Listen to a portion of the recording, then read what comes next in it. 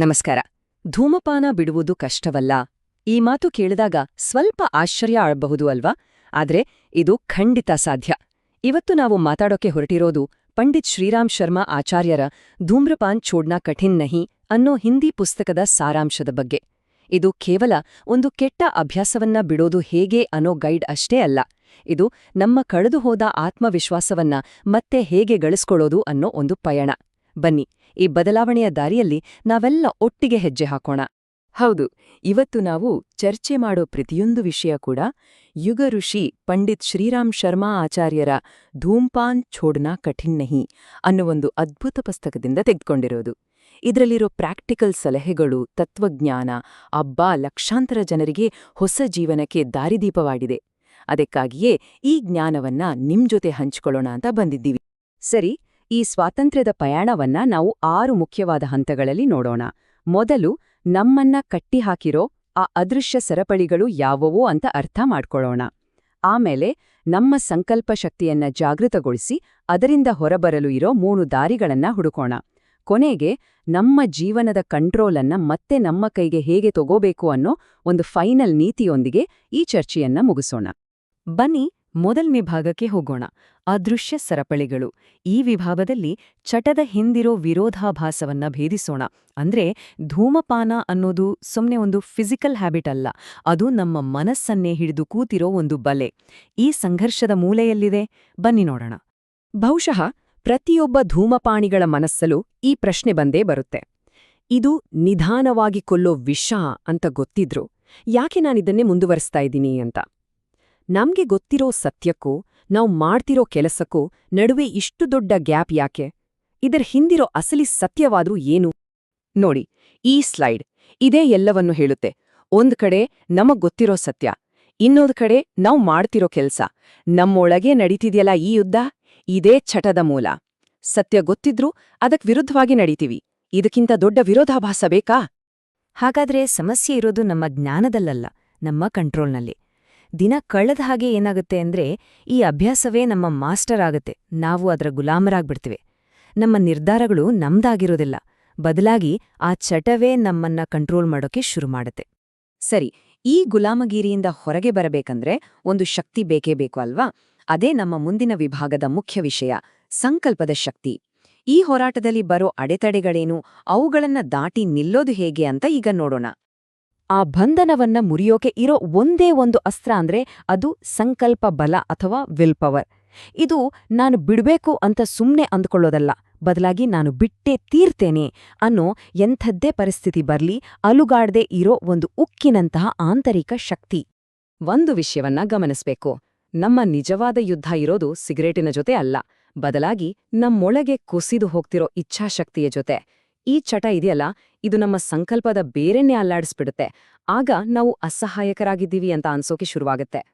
ಹೇಗೆ ಬಿಡಬೇಕು ಅನ್ನೋ ವಿಧಾನಗಳ ಬಗ್ಗೆ ಮಾತಾಡೋಕ್ಕೂ ಮುಂಚೆ ಒಂದು ಸಣ್ಣ ಝಲಕ್ ನೋಡೋಣ. ಈ ನಿರ್ಧಾರ ತೆಗೆದುಕೊಂಡ ತಕ್ಷಣ ನಮಗೆ ಸಿಗೋ ಅದ್ಭುತವಾದ ತಕ್ಷಣದ ಲಾಭಗಳೇನು ಅಂತ. ಇವುಗಳನ್ನ ನೋಡಿದ್ರೇನೆ ಶುರು ಮಾಡೋಕೆ ಒಂದೊಳ್ಳೆ ಮೋಟಿವೇಶನ್ ಸಿಗತ್ತೆ. ಒಂದ್ಸಲ ಯೋಚನೆ ಮಾಡಿ, ಸ್ಮೋಕಿಂಗ್ ಬಿಟ್ಟ ಕೆಲವೇ ದಿನಗಳಲ್ಲಿ ನಮ್ಮ ಜೀವನದಲ್ಲಿ ಏನೆಲ್ಲ ಪಾಸಿಟಿವ್ ಬದಲಾವಣೆ ಆಗ್ಬೋದು. ನೋಡಿ, ಇದು ಸುಮ್ಮನೆ ಒಂದು ಲಿಸ್ಟ್ ಅಲ್ಲ, ಇವೆಲ್ಲ ನಮಗೆ ಸಿಗೋ ಬಹುಮಾನಗಳು.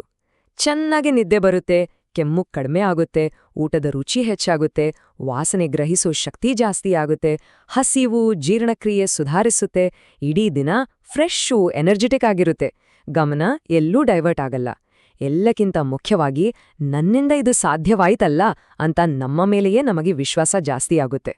ಪುಸ್ತಕದಲ್ಲಿ ಒಂದು ತುಂಬಾನೇ ಸಿಂಪಲ್ ಆದ್ರೆ ಪವರ್ಫುಲ್ ಟೆಕ್ನಿಕ್ ಇದೆ. ಮುಂದಿನ ಸಲ ಸೇದ್ಬೇಕು ಅನ್ನೋ ಬಯಕೆ ಬಂತಾ? ಸರಿ, ಕೇವಲ 15 ನಿಮಿಷ ಕಾಯಿರಿ. ಆ 15 ನಿಮಿಷ ಬೇರೇನೂ ಮಾಡೋದ್ ಬೇಡ.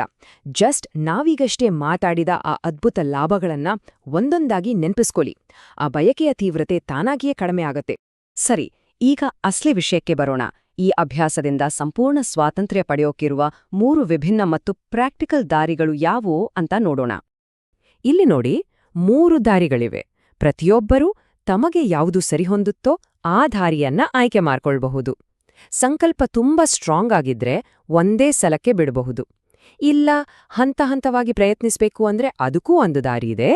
ಒಂದು ವೇಳೆ ಶರೀರಕ್ಕೆ ಆ ಚಟ ತುಂಬಾನೇ ಅಂಟಿಕೊಂಡಿದ್ರೆ ನೈಸರ್ಗಿಕ ಗಿಡಮೂಲಿಕೆಗಳ ಸಪೋರ್ಟ್ ಕೂಡ ಇದೆ. ಮೊದಲನೇ ದಾರಿ ದೃಢ ಸಂಕಲ್ಪ. ಇದು ಅತ್ಯಂತ ನೇರವಾದ ಮತ್ತು ಪವರ್ಫುಲ್ ದಾರಿ. ಇಲ್ಲಿ ಯಾವುದೇ ಕಾಂಪ್ರಮೈಸ್ ಇಲ್ಲ. ಇವತ್ತೇ ಕೊನೆ, ಇನ್ಮುಂದೆ ಮುಟ್ಟೋದಿಲ್ಲ ಅಂತ ಒಂದೇ ಒಂದು ಅಚಲವಾದ ನಿರ್ಧಾರ ಮಾಡೋದು. ಎಷ್ಟೇ ಕಷ್ಟ ಬರ್ಲಿ, ಆಡಿದ ಮಾತಿಗೆ ತಪ್ಪುಬಾರ್ದು ಅನ್ನೋ ಪ್ರತಿಜ್ಞೆ. ಎರಡನೇ ದಾರಿ ಹಂತ ಹಂತವಾಗಿ ಕಡಿಮೆ ಮಾಡೋದು. ಇದು ಹೇಗೆ ಅಂದ್ರೆ, ಒಂದು ಗಡುವು ಇಟ್ಕೊಳ್ಳೋದು. ಉದಾಹರಣೆಗೆ 15 ದಿನಗಳು ಅಂತ. ಪ್ರತಿದಿನ ಸೇದೋ ಸಿಗರೆಟ್ಗಳ ಸಂಖ್ಯೆಯನ್ನ ಒಂದೊಂದಾಗಿ ಕಡಿಮೆ ಮಾಡ್ತಾ ಬರೋದು. ಇದು ನಿಧಾನವಾದರೂ ಸ್ಥಿರವಾದ ವಿಧಾನ. ಹೀಗೆ ಹಂತ ಹಂತವಾಗಿ ಬಿಡೋದ್ರಿಂದ ಇನ್ನೊಂದು ಲಾಭವಿದೆ. ಅದು ನಮ್ಮ ಕಣ್ಣಿಗೆ ಕಾಣಿಸುತ್ತೆ. ಅದೇ ಹಣದ ಉಳಿತಾಯ. ನೋಡಿ, ಪ್ರತಿದಿನ ಉಳಿಸೋ ಒಂದೇ ₹1 ವರ್ಷದ ಕೊನೆಗೆ ಹೇಗೆ ದೊಡ್ಡ ಮೊತ್ತವಾಗಿ ಬದಲಾಗುತ್ತೆ. ಇದು ಕೂಡ ಒಂದು ದೊಡ್ಡ ಮೋಟಿವೇಶನ್ ಅಲ್ವಾ? ಈಗ ಮೂರನೇ ದಾರಿ. ಇದು ವಿಶೇಷವಾಗಿ ತುಂಬಾ ವರ್ಷಗಳಿಂದ ಸ್ಮೋಕ್ ಮಾಡ್ತಿರೋರ್ಗಾಗಿ.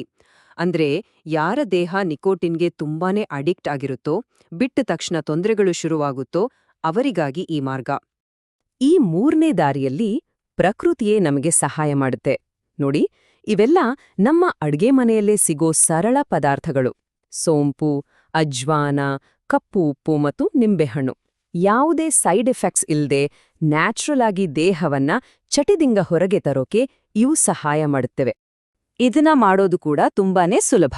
ಮೊದಲು ಕಪ್ಪು ಉಪ್ಪನ್ನ ಪುಡಿ ಮಾಡ್ಕೊಳ್ಳಿ. ಅದಕ್ಕೆ ನಿಂಬೆ ರಸ ಸೇರಿಸಿ ಪೇಸ್ಟ್ ರೀತಿ ಮಾಡಿ. ಆಮೇಲೆ ಸೋಂಪು, ಅಜ್ವಾನ ಹಾಕಿ ಚೆನ್ನಾಗಿ ಮಿಕ್ಸ್ ಮಾಡಿ. ಇದನ್ನ ಒಂದು ಪಾತ್ರೆಯಲ್ಲಿ ಹಾಕಿ ಸಣ್ಣ ಉರಿಯಲ್ಲಿ ಸ್ವಲ್ಪ ಹುರಿರಿ. ಅಷ್ಟೇ. ಯಾವಾಗೆಲ್ಲ ಸೇದ್ಬೇಕು ಅಂತ ಅನಿಸ್ತೋ ಆಗ ಒಂದ್ ಚಿಟಿಕೆ ಬಾಯಿಗೆ ಹಾಕೊಂಡ್ರೆ ಸಾಕು. ಇದು ಸೇದೋ ಬಯಕೆಯನ್ನ ಕಡಿಮೆ ಮಾಡೋದು ಅಷ್ಟೇ ಅಲ್ಲ, ಹೊಟ್ಟೆಯನ್ನು ಸರಿಪಡಿಸಿ ದೇಹವನ್ನ ಶುದ್ಧೀಕರಿಸೋಕೆ ಹೆಲ್ಪ್ ಮಾಡುತ್ತೆ. ಇಲ್ಲಿಯವರೆಗೆ ನಾವು ವಿಧಾನಗಳ ಬಗ್ಗೆ ಮಾತಾಡಿದ್ವಿ. ಆದ್ರೆ ಈ ಪಯಣದ ಹಿಂದಿರೋ ಒಂದು ದೊಡ್ಡ ದೃಷ್ಟಿಕೋನ ಏನು? ಇದು ಕೇವಲ ಒಂದು ಚಟವನ್ನ ಬಿಡೋದಲ್ಲ, ಇದೊಂದು ಉತ್ತಮ ಜೀವನ ಶೈಲಿಯನ್ನ ಆಯ್ಕೆ ಮಾಡ್ಕೊಳ್ಳೋದು. ಅದ್ರ ಬಗ್ಗೆ ಸ್ವಲ್ಪ ತಿಳಿಯೋಣ. ಹಾಗಾಗಿ ಇಲ್ಲಿ ಅರ್ಥ ಮಾಡಿಕೊಳ್ಬೇಕಾದ ವಿಷಯ ಸ್ಪಷ್ಟವಾಗಿದೆ. ಪ್ರಗತಿಯಾಗಲಿ, ಆರೋಗ್ಯವಾಗಲಿ, ಸಂಸ್ಕೃತಿಯಾಗಲಿ, ಸದ್ಗುಣವಾಗಲಿ, ಇವುಗಳಲ್ಲಿ ಯಾವುದೂ ಧೂಮಪಾನವನ್ನ ಸಪೋರ್ಟ್ ಮಾಡೋದಿಲ್ಲ. ಹಾಗಾಗಿ ಇದನ್ನ ಬಿಡೋದು ಅನ್ನೋದು ಕೇವಲ ಆರೋಗ್ಯಕ್ಕಾಗಿ ತೆಗೆದುಕೊಳ್ಳೋ ನಿರ್ಧಾರವಲ್ಲ. ಅದಕ್ಕಿಂತ ಹೆಚ್ಚಾಗಿ ಒಬ್ಬ ಉತ್ತಮ ಮನುಷ್ಯನಾಗೋ ದಾರಿಯಲ್ಲಿ ಇಡೋಗೊಂದು ದೊಡ್ಡ ಹೆಜ್ಜೆ. ಸರಿ, ಇಷ್ಟೆಲ್ಲ ಅದ್ಭುತ ಜ್ಞಾನದಿಂದ ನಾವು ಕಲಿಯಬೇಕಾದ ಕೊನೆಯ ಮತ್ತು ಪ್ರಮುಖವಾದ ಪಾಠದೊಂದಿಗೆ ಈ ವಿಶ್ಲೇಷಣೆಯನ್ನ ಮುಗಿಸೋಣ. ಕೊನೆಯದಾಗಿ ಈ ಮಾತನ್ನ ಯಾವತ್ತೂ ನೆನಪಿನಲ್ಲಿಟ್ಟುಕೊಳ್ಳಿ. ನಮ್ಮ ಬಯಕೆಗೆ ನಾವು ದಾಸರಾಗೋದು ಸ್ವಾತಂತ್ರ್ಯ ಅಲ್ಲ. ಆ ಬಯಕೆಯನ್ನೇ ನಮ್ಮ ಹಿಡಿತದಲ್ಲಿಟ್ಟುಕೊಳ್ಳೋದೇ ನಿಜವಾದ ಸ್ವಾತಂತ್ರ್ಯ.